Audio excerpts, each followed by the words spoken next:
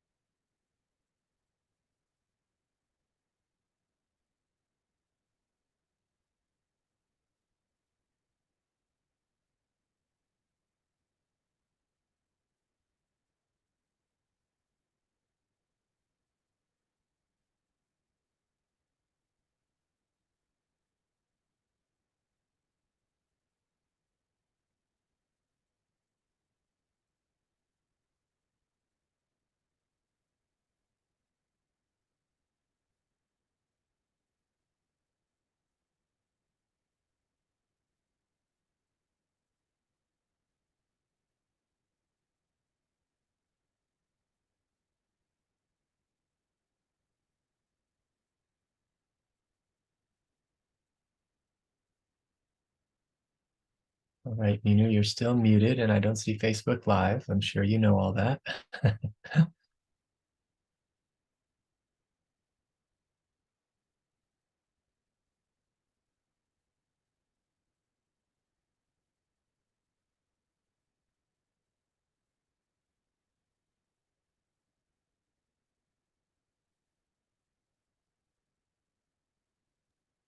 Taken a bit longer just. There we go. Beautiful. So welcome everyone on Facebook Live. And in the session here, we've got a wonderful audience in the process of joining us live on Zoom. This evening, we're in for a real treat and the 8th installment of the 12 building blocks of the human miracle, which is a 52 session, approximately one per week, less any breaks. But the 8th building block of the 52 series, and today we are going into mental well-being. We're going to learn about the 4 roadblocks to watch out for and how to dismantle them to reclaim your mental well-being. And then we're going to get into 3 accelerators that regenerate and enrich your mental well-being ongoingly. Mynoo will also highlight today changes that you can make in your environment to accelerate onwards and forwards. So we're in for a very rich session, as they all tend to be. I'm quite looking forward to learning and embodying what we have to share today. So thank you, Mynoo.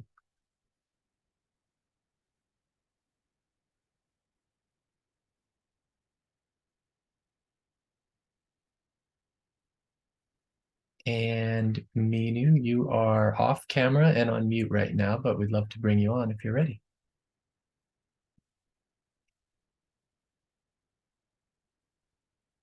And all in divine timing, as they say.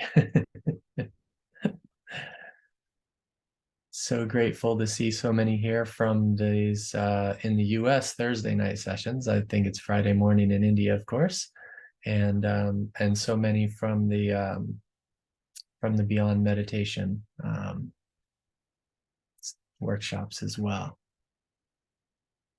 Okay, here we go, just on. Okay, here we are.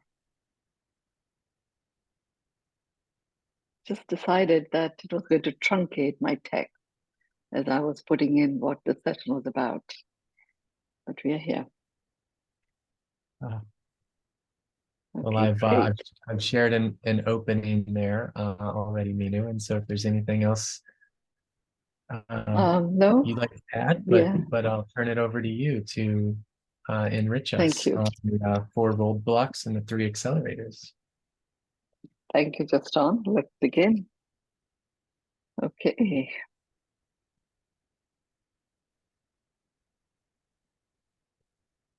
So I always like to, first of all, clarify so that we are all on the same page in terms of the understanding of the words I use to describe what the session is about. So if I was to look at roadblock, right? I didn't say block when I described it. I said four roadblocks and four accelerators. So roadblock itself is a barrier or a barricade on a road. And it's often something set up by the authorities to stop and examine traffic. It is also considered to be a hindrance or an obstruction on the road. An internal roadblock, when it is used internally, it's often about something within yourself that is getting in the way of you achieving your goal. So we can often put our own roadblock or something that we may decide is a roadblock because of the circumstance that we find ourselves in. In the context of mental well-being, if I was to take these meanings and look at what does that actually mean, a barrier or a barricade that is specifically put there by something else that we have given the authority to stop us, you would look at it in that way, and it becomes a hindrance or an obstruction. In the context of an accelerator, what is an accelerator? An accelerator makes things go. And when it makes things go, and then it enables them to accelerate. It's a little bit like, you have certain controls, pedal controls, for example, in a car. And that pedal control controls the amount of gas that is being released into the engine, and therefore controls the speed of the vehicle. So it's a little bit like you push your right foot down, with your heel resting on the ground. Now, if you was to look at that in the context of work, it's like, um, it is all about resources that are often shared to enable an organization or a project to be able to move forward with greater speed. An accelerator in the context of business could be a network of peers whose experience they can learn from. So in the context of mental well-being, what does an accelerator actually mean? It means what are the resources that can, and what are the ways in which these resources can be amassed together so that you can actually move forward with greater speed. That's what we're talking about here. So let's begin with roadblocks. And this session is the Human Miracle series is a little bit different than the other sessions I do on Thursday evening, Friday morning. This is about a dialogue where Justin, as the host on this particular session, is like an archetype representing your question.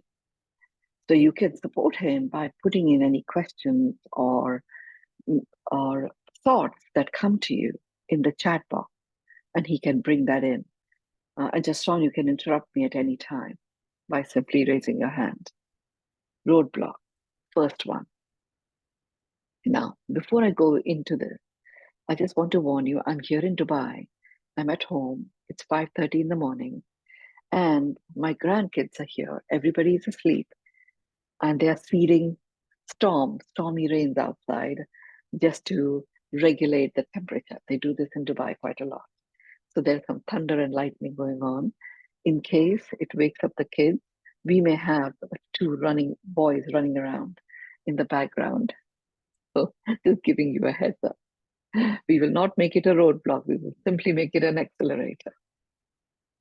So the first roadblock is it's an attachment to a prescribed way of doing something. In the context of mental well-being, first of all, just to reiterate, mental, this whole series really looks at full spectrum aliveness. So full spectrum is physical, mental, emotional, spiritual, social, and environmental. Mental and emotional often gets muddled up. Mental is thought related. Physical is something you can touch, feel, see. Mental is thought related, something that determines your thinking, your mindset. Emotional is how you feel about it. So mental well-being, thoughts are thoughts. It's only when thoughts go into a spin that mental well-being is impacted. And what is it that takes thoughts into a spin is when we first attach meaning to our thought. And that meaning, the moment it gets attached, it germinates an emotion, an emotional reaction, which is a feeling. And it is that feeling that is attached to the meaning that provides the germination of thoughts starting to spin. And they can spin and can even become out of control. Right? So the first one is an attachment to a prescribed way of doing something. So if there is a way in which you have always done something, and you totally believe that is the only way whatever it is that you've taken on is going to work, and you become attached to it, you also invoke your codependent fluids, if you like, within you. And the moment codependence starts, and that codependence may not be with another person, it may simply be with your way that you have become attached to. And when there is codependent, it's like you feel as if you cannot exist without this that you are now becoming codependent upon. And that could be a thought that now starts to go, but it starts to multiply because it generates a whole variety of feelings. But the moment, how do you know that this is the roadblock that you're dealing with? The way you know that this is the roadblock you're dealing with is by your choice of words. You will start using, I'm really blocked here. This is a roadblock. Or literally, you use the terminology of block. You could have used many other things to describe that which is holding you back. When you start using the terminology of block, that's where you know that is this first roadblock that has got activated, which is an attachment to a prescribed way of doing something. So the way I work with this is I literally go into, if the moment I hear myself use the term block, I immediately look at what am I attached to? Like I've taken on a medicine-free living as my way of choosing to live my life. And I realized that I, in fact, got very attached to that way of living my life. Medicine-free isn't just medicine, it also is supplement. So medicine-free and supplement-free. So I just don't have any tablets. So rather than being in flow about it, I actually became attached to it. And that attachment was like me, downing tons of medication just because I got very attached to this, And okay, that's a choice that I have made. Everybody else has not made that choice.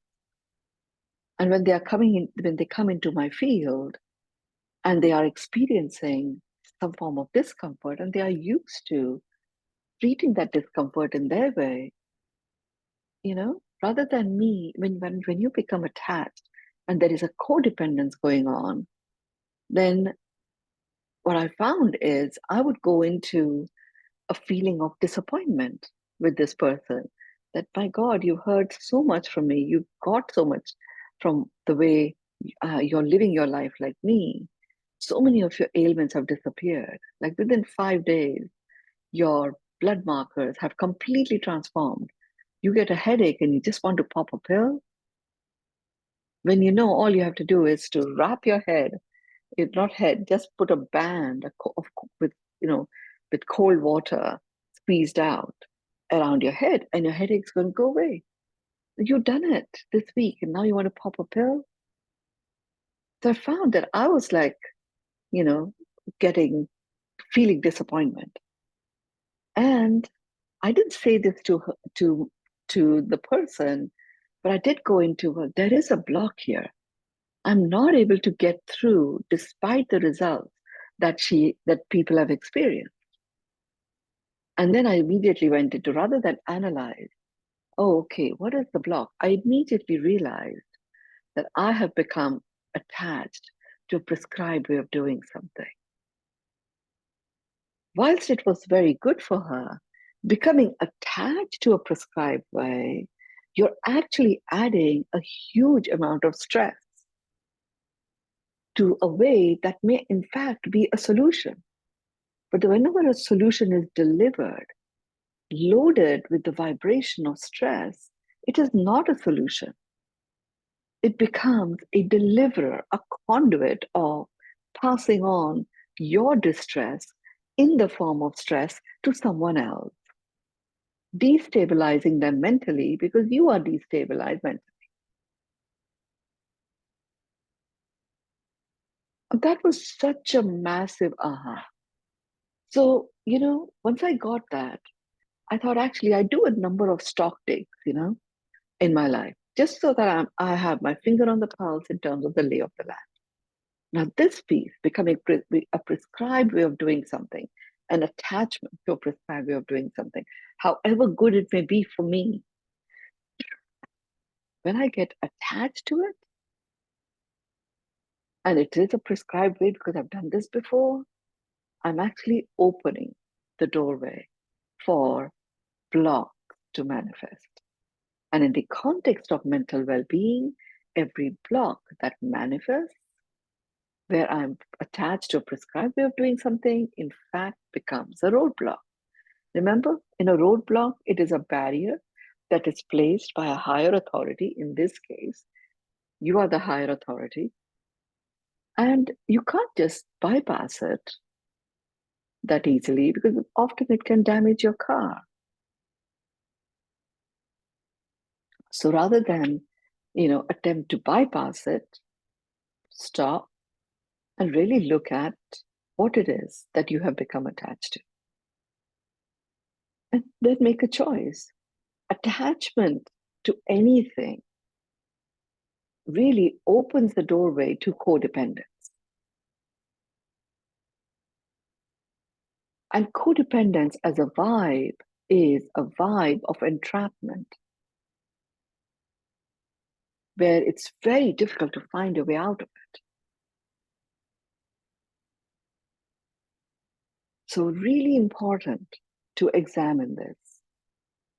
And you can also begin by looking at where you believe you have become codependent, be it in a relationship, be it how you are in a relationship. When I was examining this, I was discussing it with some of my family members.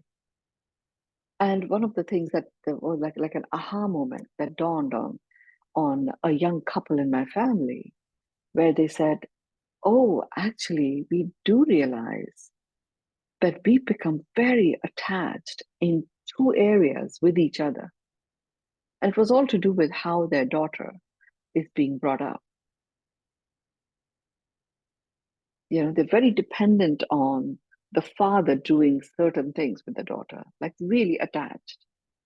If the father now doesn't have a choice to express or be impulsive and co-create with the daughter who's very creative, and the mother is observing all of these changes in behaviors like a hawk. And she realized that she watches it and is like, it's like I'm starting to collect reasons that I'm going to use to interrupt this spontaneous co-creation between my daughter and my husband. Not because I have any issues with either of them.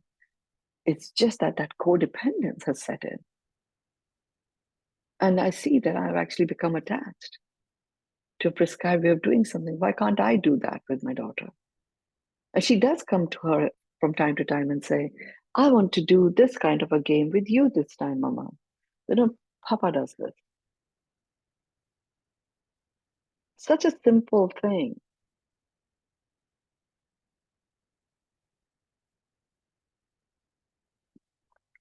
There's another roadblock that I'm going to talk about, which also relates, it expands how this codependent relationships become a really big roadblock when it comes to mental well-being. Anything you see, just that you want to bring forth at this point? No, thank you. I'm just thinking about my parents and the grandchildren and all the little nuances that come up. So thank you for the landscaping. It's really easy to map my own experience to it, and I hope everyone else is getting that as well. Thank you for sharing that. The second roadblock is pressure to conform. And I mean, I know that, whenever this is something I've always hated, being put into a position of pressure, that to conform. This pressure does not have to come from anywhere else. Like with my family member that I was just talking about, the pressure to conform in a certain dynamic between her child and her husband, or her child and her aunt and her sister, was only coming from her. The child was not interested in conforming, and everybody else was pretty cool to just co-create rather than, put that pressure.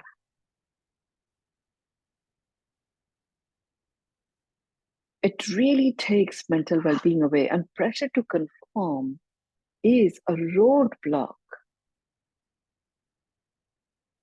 And when we experience pressure to conform, we often have given the power away to some authority that is applying this pressure. So lo and behold, we are in the realm of a deadly sin of mental well-being that we talked about last time, which is blame. I have to do this, whilst I would like to do something else, whilst I would love to have this other approach, or I saw this hack online, but I can't really do that because I have to follow these rules. I need to, I should not. Anything that loads you. I mean, what I got when I was working with this particular roadblock, really examining it, I mean, this is an area that I have rebelled against as a child. And when I examined it, I literally went back last 2 years. Where have I experienced a pressure to conform? It was literally just some legislative requirement of, getting my residency here in Dubai. Other than that, I really didn't feel there was anything that I felt was a pressure to conform. Now, the interesting thing was we were all in COVID times 2 years ago. There was a lot of pressure to conform to various things, but I didn't feel that pressure. So my point here is there may be legislation that requires you to take action. And that may not you may not experience it as a pressure. It may just be something that you're doing, that you're managing. And where does that come from? How does something become pressuresome? This is a very interesting understanding. That look, there were so many do's and don'ts, and you know how much I was traveling, even in it, after the initial series of lockdown. I was traveling, and every time it was like a really big, uh, paraphernalia had to be navigated through to travel. I still didn't feel the pressure to conform. Well, that was interesting, even though there was lots of legislative requirements, a stamp here and a stamp there, and you know, a test and all of that. It was just something that I was actioning. Really, the pressure to conform was not there, because to me, it was all a series of boxes that needed to be ticked off. So then it was like, well, why was me getting my residency here a pressure to conform? Why was that having pressure when all of those COVID regulations did not feel pressuresome? I think it was because there was a situation with a particular type of visa that my daughter-in-law had come in on, which the authorities were not able to change on the system. So where it felt like something was occurring that I just could not have any control over, and there was too much uncertainty surrounding our ability to be able to change a particular situation. That is where the pressure to conform felt pressuresome. So I'm not against conforming at all here. Conforming certain things does not feel pressuresome. It's where you feel that you are under pressure to conform, where there is a I need to, I have to, and I should and should not, and that feels loaded, and it is loading you. It's becoming burdensome. That's where the pressure to conform becomes a roadblock. Conforming by itself is not pressuresome. Where the pressure to conform becomes highly pressuresome is when you add a dollop of or even a garnish of unsaid communication, where you accept you have to, you need to, and you really don't want to. That's where unsaid communication starts to kick in.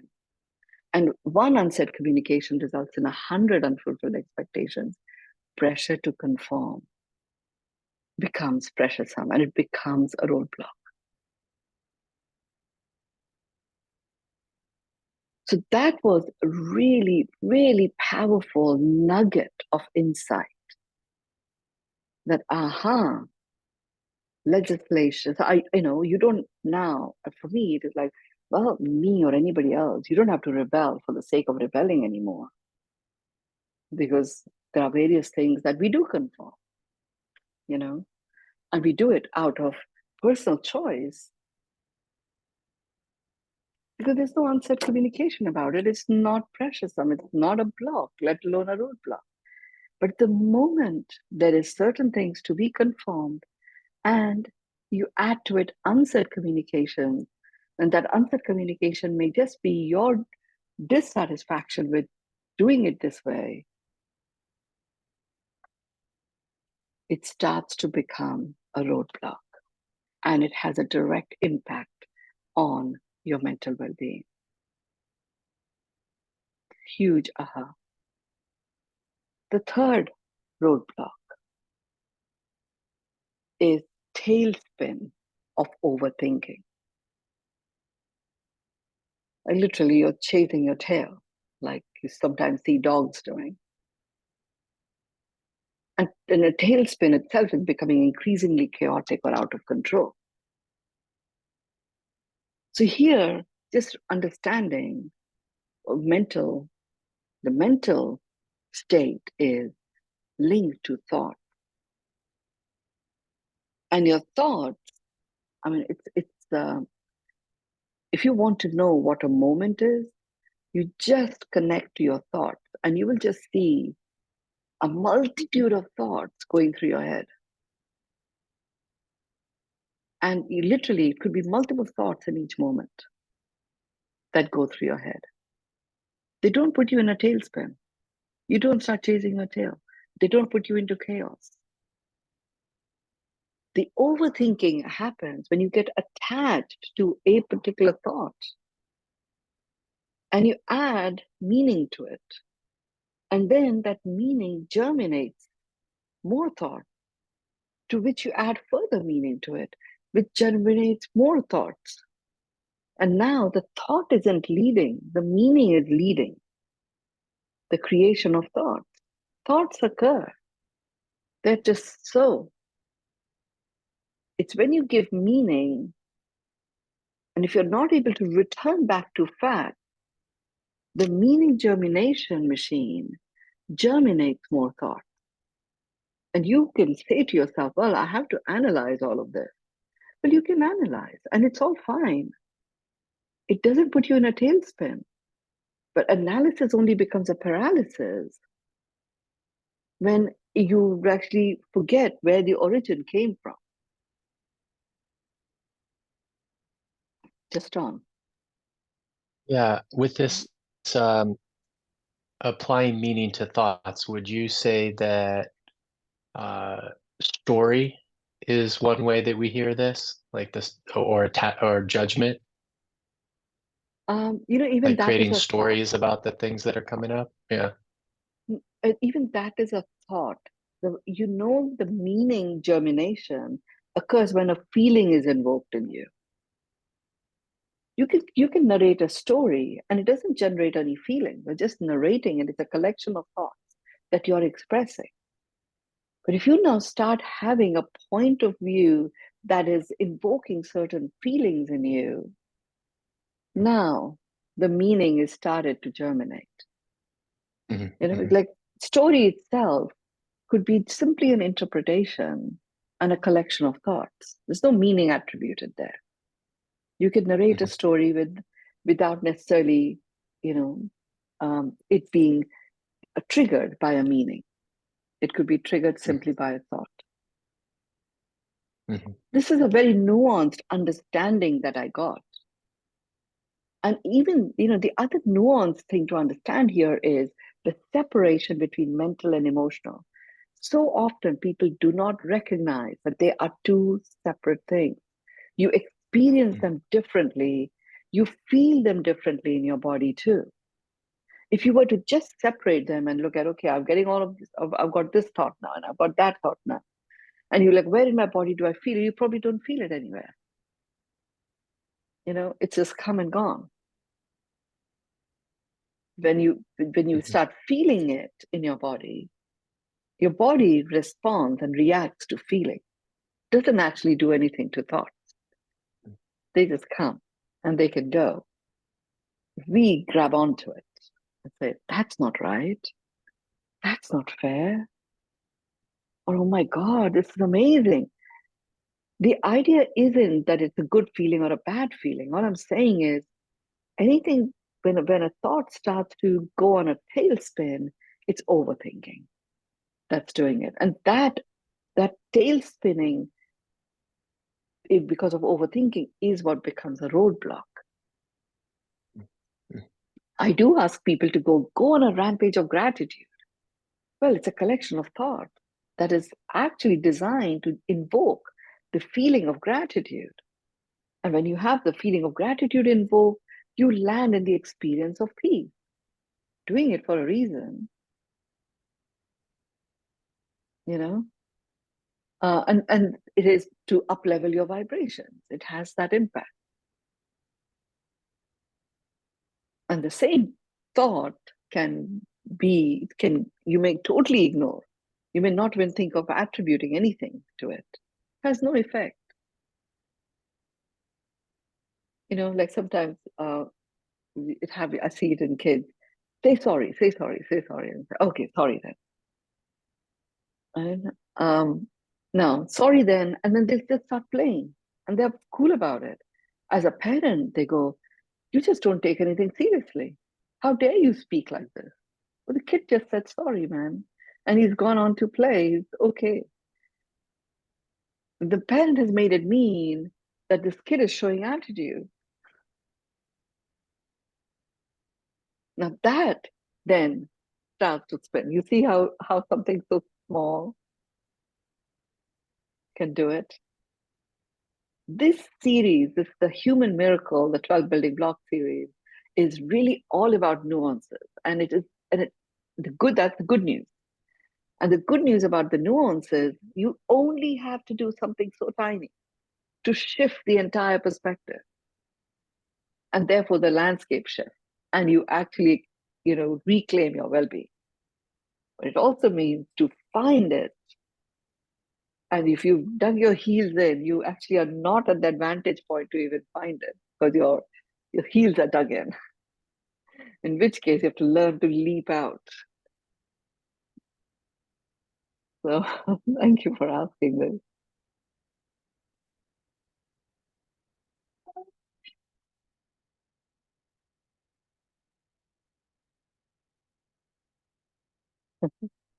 Oh, Mamina. Okay. The fourth roadblock is it's a consumption rush. You can be in a state of creation or you can be in a state of consumption. Creation results in long term fulfillment, and consumption is all about instant gratification. So the rush of consumption, where you're into instant gratification over and over and over again, that actually destroys long-term fulfillment because you actually step away from being the creator that you naturally are. When you are in a state of mental instability or there's mental spinning out of control going on, or mental overwhelm going on, or mental disconnect going on, where there's no thoughts, you have no thoughts on a particular matter, and you're feeling distressed about it, what it calls for is for to invoke your creator self and creatively find a solution. The moment you invoke that creator self in you, a remembrance returns that you are a co-creator. And you actually relax. It's not only you who has to find the solution.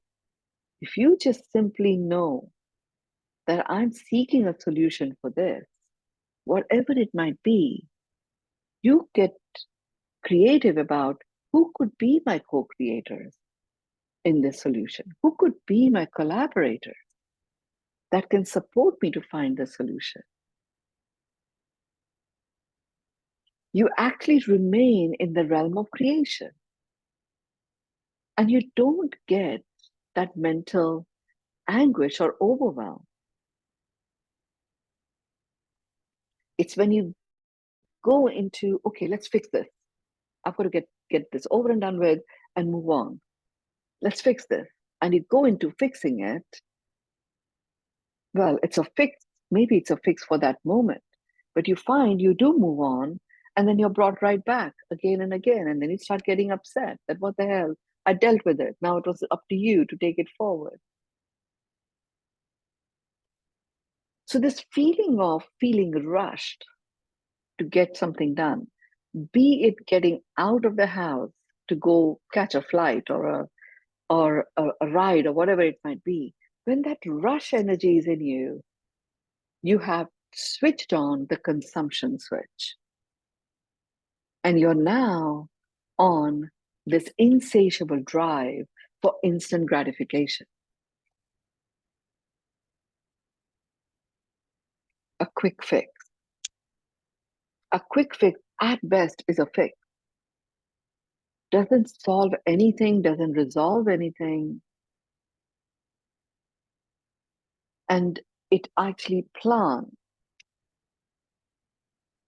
a a terrain which is now very conducive to lack of mental well-being, the opposite of. And very soon, this consumption can spin out of control and becomes a roadblock. Choosing instant gratification from time to time, just for the fun of it, is cool. You're being creative about it. Actually, I know I'm working on this project and it's a long haul. So I'm going to plant certain milestones which give me that rush of instant gratification. And that supports me in my vitality to keep going. But that's great. You're being creative about it. But when you actually, get attached to it, and then you start seeing instant gratification as, or again, has a power to multiply itself. Creation calls you to be engaged. Instant gratification can very quickly lead you into validation, into entitlement. And when you're coming from a space of validation and you're not getting it, or you're coming from a space of entitlement, you're not receiving it, mental well-being is off. The thing that I found when I looked at each of these roadblocks is that each one of them invokes the other. So we become this higher authority that is putting barriers and barricades that we now have to navigate our way through. So these are the 4 roadblocks worth examining for yourself. I mean, the way I work with this is I was surprised. I didn't think I had anything roadblock worthy. And I found something that I feel so passionate about. Medicine-free living was a roadblock that's starting to emerge as a roadblock. That's quite useful. Then I went back to, okay, the last 5 years, were there some certain things that occurred that were roadblocks? And I found a few things. And I found that I was actually incomplete about at least 2 of those. There were certain unsaid communications that I had just forgotten and I just had put them to one side, but they were there, So I completed those conversations. Sometimes, like there was one of them with someone who is actually no more. He was one of the martyrs of COVID. And I really do honor all of these beings that are no more as a result of the crown phenomenon as martyrs. So that soul level, I know they signed up to get the earth to move on and move forward, which we are all starting to experience and we will soon start to enjoy. So I literally then presenced this person's higher self. And I communicated to the higher self energy signature of this person. And I literally felt that energy signature literally leave my field. It was a little bit like a connective tissue, connecting too many pieces that were fractures in my field. This lack of having communicated. So you may find stuff, that it's worth doing. Then when I went to the last 10 years, there was nothing that was there as a roadblock. However, what I observed was, whilst it was nothing was showing up as a roadblock right now, I did learn a lot about myself. And I represent an archetype of humans, So I learned a lot about the kind of things that become roadblocks just because we don't address them in time. And that is where this understanding of unsaid communication being added as a garnish can take something which actually is sort of an observational thought and make it into a pressure cooker. That arose with me examining how I used to live my life. last 20 years was a whole different ballgame altogether. I saw so many pieces, but I also took the time to acknowledge how I had pretty much digested everything. That there was nothing incomplete and messy right now, but I had lots of learning. And I got to a point where I felt each of us, we are our own graduate school, you know, and we can really be looking outwards, reading this book, reading that book, all that stuff, because we've got this desire to learn. But actually take some time, create a segment where you are allowing your thoughts as your vehicle, as your book, and projecting them backwards into your life, learning from your own life. I'm not saying do it instead of reading a book. Read the book if it gives you, read as many books as you want, but your book has got many, many things that it can teach you. And heaven lies in the detail. Because in the detail, by examining the detail, you find that nuance, that 0.01% that can transform any situation. I'm going to move to accelerators. Anything you wish to share or say at this point, just John? No, 45 minutes on roadblocks and 15 minutes on accelerators feels appropriate. It's an accelerator. A roadblock takes a lot of navigation around. An accelerator just needs your foot on the gas and off you go. So the first accelerator is a daily practice. I'm not here to say to you what that daily practice is. Having a daily practice, whatever it may be, it doesn't have to be 1 hour long, doesn't even have to be 15 minutes long, and it could be 4 hours long. Up to you. Different times in your life, you will want different kinds of daily practices. The key thing is, it is a daily practice. You practice daily. This daily practice, whatever it may be. Like I have daily practice, I have weekly practice, I have monthly practices. And then I have an annual practice. I have a quarterly practice, right? All of that is all nice to have. But a daily practice introduces a rigor and discipline. And it is deeply clarifying, takes you out of being stuck in morass of things. You start always seeing the wood from the trees. Now, I work with a whole variety of people. I come across a whole variety of people all over the world.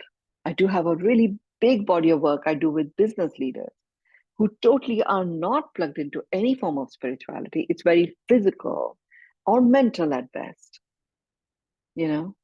And so I talk to them about a daily practice. Oh, we really can't meditate. I'm not asking you to meditate. You know, the daily practice may simply be, there's one action that you can take that makes somebody else's day. Every day you choose at least one person, and in what you do or say to them, you make the day. It could be simple as that, you know. Or it could simply be, I choose my B word. Many of you here have read the B book, and that is a daily practice. Doesn't take anything. Takes a few seconds. A daily practice could be setting an alarm to regroup, where every hour there's this beautiful tone that goes up on your iPhone or on your Android that just interrupts what's going on for you. So you can just regroup, come back to your center. It could be anything, and it could be mega elaborate. I have a daily practice, and it is very elaborate sometimes. And One of my practices, by the way, is wherever I travel in the world, I just stay plugged into the India time zone. So I don't change my yoga lesson. I have a yoga teacher, and that happens from 7 a.m. to 8 a.m. India time. In Dubai, it is 5:30 a.m. to 6:30 a.m. When I go to Berlin, it's 2:30 in the morning until 3:30 when that happens. I just don't change it. I don't change these scheduled calls either. And sometimes they have been at 1:30 in the morning when I've been in Europe. I just don't. So what I'm doing here is not only do I have a daily practice, there is a rigor and discipline that comes in, but what also comes in is um, it's like a routine. It minimizes the variable in my life, and that enables me to do so much more. This accelerator of daily practice increases your vitality, keeps that flow and rhythm going. To me, it enables me to also overcome jet lag. Bizarre thing to say. It also, in a very weird sort of way, gets me to experience deep rest. I'm about to do a pearl of wisdom at 1:30 in the morning in Berlin. And I've gone to bed at 10 p.m. or 11 p.m. I just program myself that in this time, I'm actually going to go into a state of deep rest. And I do. And sometimes it actually is not appropriate for me to go into a sleep because deep rest, but then my body tells me sleep is not actually going to serve you right now. So I don't lie down. I remain seated and I'll be in a state of meditation, or I'll be doing a particular posture which actually keeps me in a whole brain state and removes the stress. There is actually no stress in staying awake. There is stress in us thinking we should be sleeping and we are not, or we should be sleeping in a particular way and we are not. That is what actually stresses people, and they get all tailspin about lack of sleep. We all go through stuff like this from time to time. So daily practice is the rigor, discipline, resilience, discernment, clarity of thought, focus. Does it? So create a segment in your schedule where that segment is dedicated to daily practice. It could be a 5-minute segment, but you just pause everything in that segment and you're engaged in this segment of daily practice, whatever that is.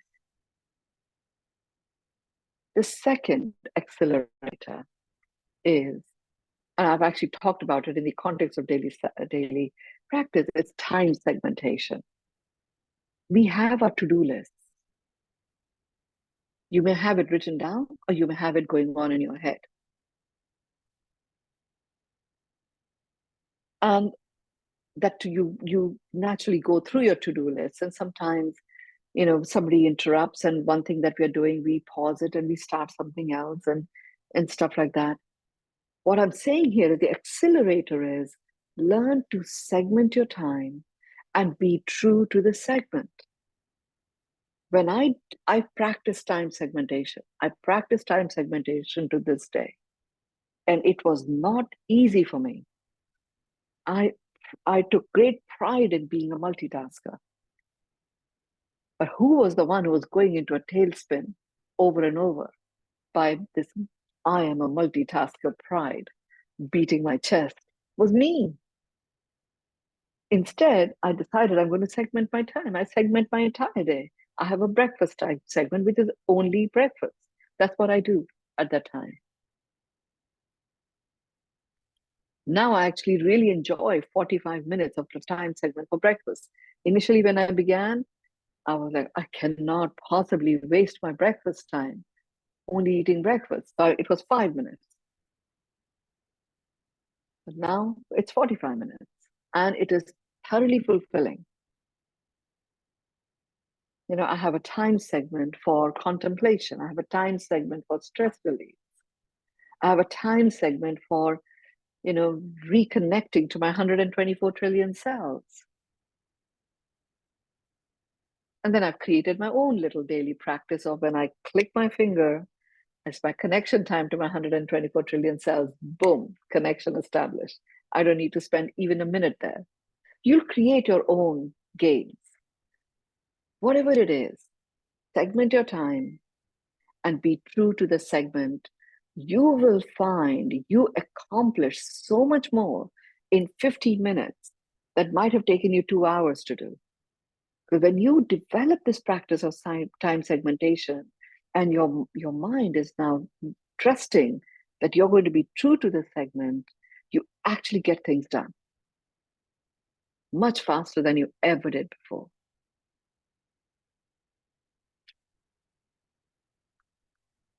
I've become so crisp and clear in my communication.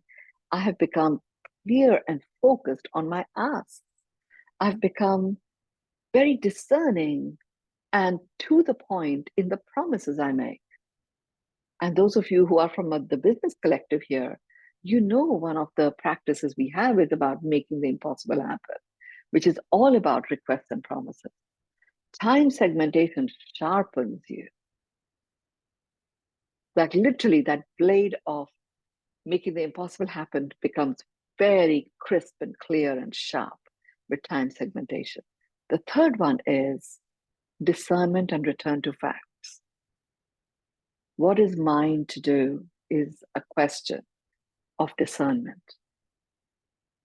If I didn't have to, if I didn't need to, would I choose to do this? A question of discernment. I'm about to take this action as a matter of choice. If I chose to take this action, what will be the consequence of this? Would I choose this consequence? Can I declare that I choose this consequence? That's a discernment practice. Return to fact. What is the I am feeling this way, or you are feeling this way, and you're overwhelmed with it, or I'm feeling this way and I'm overwhelmed with it. Okay, let's return to fact. What originated this? Let's examine the fact. Where did this originate from?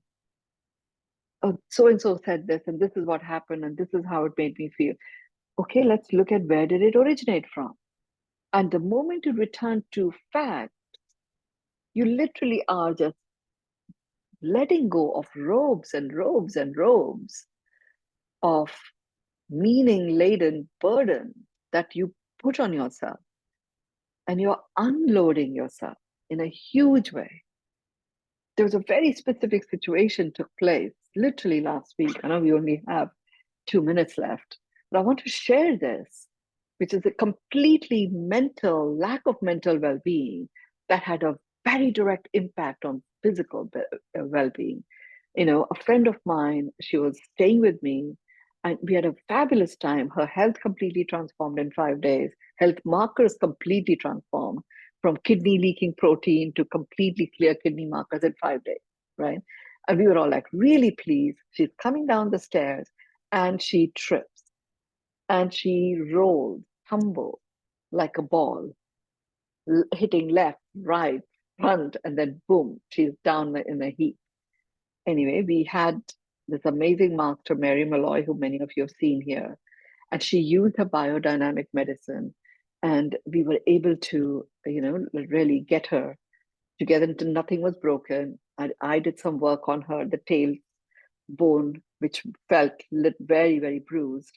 So she was actually really in a good place. She managed to go to bed and sleep through the night. I was sharing this with my sister. And that night, she developed a little bit of an ache in her arm. And by the time she woke up in the morning, her right arm was hurting. Her shoulder was hurting. She could not move even this, let alone do anything else. We took her, her daughter took her to the hospital. They did the MRI scan. They did a CT scan. They did the X-ray. And they found that it was just very inflamed. And like the tissues, there was a little bit of a deformation of her bone. It wasn't a frozen shoulder, but the inflammation of the tissues was such that that little slight deformation of the bone was pressing down on various nerves. And that is what was having this effect on this big muscle of this behind this bicep and the shoulder. So, and literally, when she shared this with, because then I immediately tuned in. I couldn't see, nothing was broken. So it was all, nothing was broken. I saw huge inflammation. And then I allowed her to just talk it through. Did applied some of these accelerators, you know, but one of those aspects of discernment was, you know, what is yours to do? And, you know, clearing. She did a lot of clearing around it. By the evening, she had complete mobility in her arms. Complete mobility. The doctors were saying, well, we can put a steroid injection, we can do this and that. I just said to her, only go check. If anything is broken, deal with it. I'm not seeing anything is broken, but if nothing is broken, get the reports and let's work through this. It is a lack of mental well-being issue. Let's bring that mental well-being back, and then let's see what happens to your arm. Literally, the next day, it was all back. So all I did was got her to return back to facts.